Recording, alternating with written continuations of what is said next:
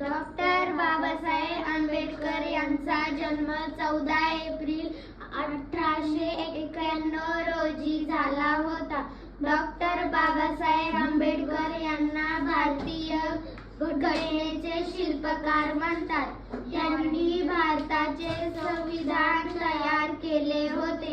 ते थोर समाजसेवक तसेच तत्वज्ञ होते. त्यांनी 1920 मध्ये मूकनायक हे वृत्तपत्र सुरू केले.